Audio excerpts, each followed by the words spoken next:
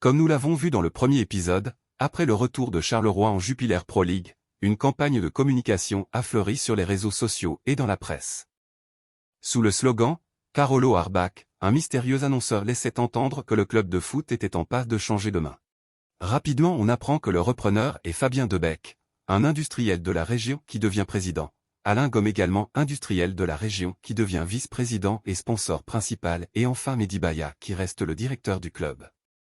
Bien que Pierre-Yves Hendrix soit rappelé au club après son licenciement sous Abbas, il est clair que le duo qui tient les rênes du club, c'est Debec et Baya.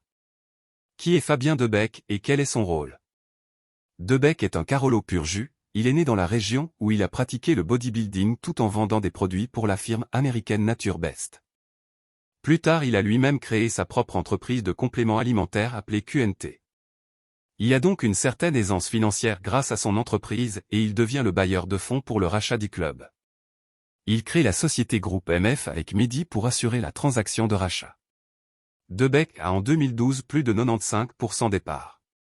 Dans sa communication, Mehdi monte en épingle le fait qu'il reprend un club pétri de dettes et au bord de la faillite.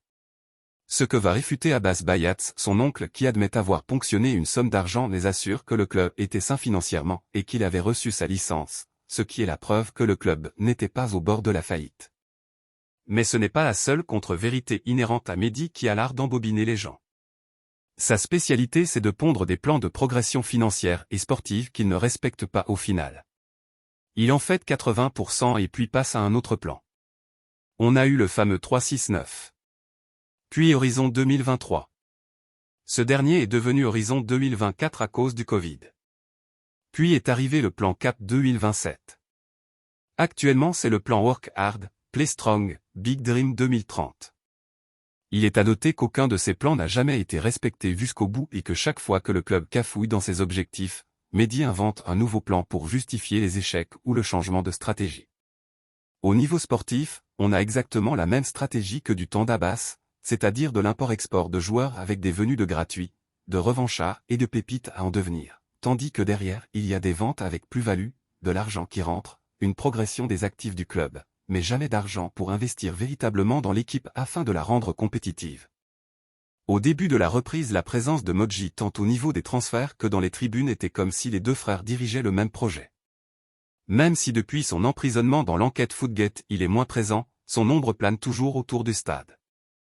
Avec le temps la relative stabilité et tranquillité du début de règne a volé en éclats, les tribunes sont redevenues le siège de la contestation. Car si Mehdi est un bon communicant, les résultats ne mentent pas. Après quelques années tranquilles et des résultats probants sous Felice Mazzu, la suite est nettement moins rose avec des changements d'entraîneur, un club souvent en crise sportive qui végète dans la partie basse du tableau et une vraie difficulté à ramener du nouveau public au stade. Ceci s'explique en partie par l'ambition dévorante de Mehdi Bayat. D'abord il a commencé par acheter à Fabien Debec les parts de la société Groupe MF pour en devenir le principal actionnaire. D'un autre côté, il a tout fait pour obtenir un poste de direction au sein de l'Union belge de football où il est devenu président de 2019 à 2021. Étant donné que la notion de délégation de pouvoir n'existe pas dans sa réflexion, le Mehdi s'occupe de tout, un peu à l'image de son oncle, et quand on veut faire beaucoup, on finit par le faire mal. De fait, accaparé par son poste à la fédération et en quête d'un poste plus prestigieux à l'Union européenne de football, il a négligé l'équipe, les transferts, faisant confiance à la gestion de son frangin. Ceci explique la faiblesse abyssale de l'équipe lors du second exercice de Karim Belhosseine et le crash final en fin de saison à une maigre 13e place. Ensuite il a été rattrapé par l'enquête Footgate de par l'implication et l'incarcération de Modji, le Sporting de Charleroi étant également cité dans le dossier pour un ou deux transferts douteux. Ce jour-là il a dû démissionner de ses mandats à la fédération, ce qui a fortement titillé son ego. En 2015, lassé des promesses non tenues par Mehdi, Alain Gomme claque la porte de la vice-présidence et le sponsoring du club. C'est donc entre ses mains qu'il cumule tous les pouvoirs et les décisions, autant financières que sportives. Le triste constat c'est que Mehdi ne se donne jamais les moyens de ses ambitions et qu'il promet beaucoup avec la bouche, mais ses actes démontrent une toute autre réalité. Finalement, un peu pour calmer la révolte croissante des tribunes, Mehdi annonce fin 2023 l'arrivée d'un investisseur américain.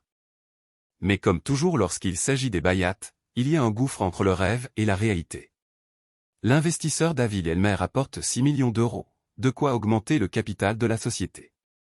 Mais pas pour autant revoir à la hausse les ambitions sportives. Depuis, le club a créé un board qui soi-disant prend les décisions en collégial, c'est-à-dire Debec, Elmer et Bayat, mais dans la réalité de la gestion quotidienne ça reste du Bayat et toujours du Bayat. Cela fait maintenant 25 ans qu'ils ont débarqué à Charleroi et malgré leurs promesses, leur vision financière, leur non-vision sportive. Le club n'a rien gagné, le progrès visible est juste financier. Sportivement, Charleroi reste un club lambda de la Jupiler Pro League et derrière les effets d'annonce et les beaux discours, le public continue de déserter les travées du stade. Les équipes passent et se ressemblent et la contestation dans les tribunes perdure.